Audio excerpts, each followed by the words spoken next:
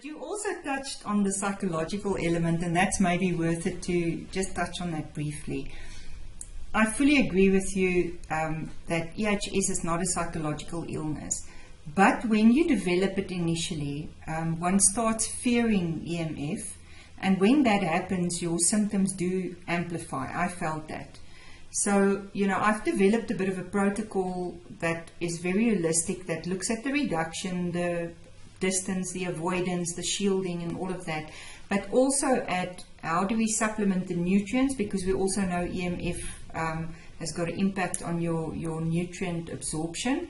And then also addressing the psychological aspect of it, because if you start fearing EMF, you're digging a hole for yourself. So it's very important to get past that and really work with your brain and your limbic system and brain reprogramming, not to fear EMF, but to face it head on and to accept it and do what you have to manage the symptoms and to reduce the symptoms and to strengthen your body to cope with what it is exposed to.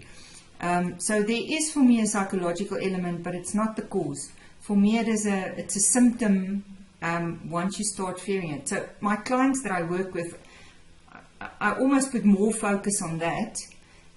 But in addition to, well, I can't say more, because I always tell them everything is important. You can't just do one thing. This is really, you need a holistic approach in addressing electrohypersensitivity.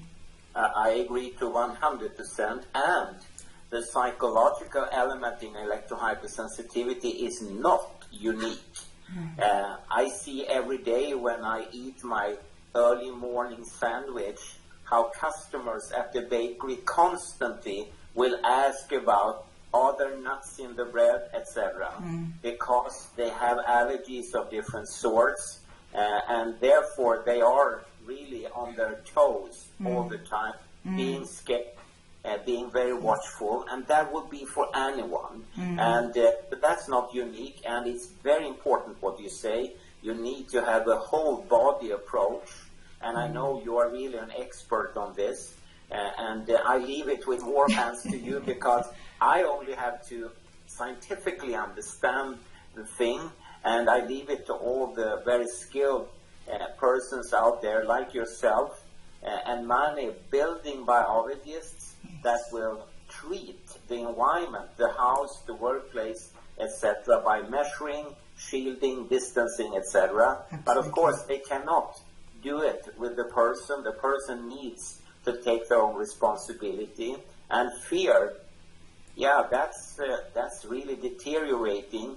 So you need to psychologically work on it. I definitely agree.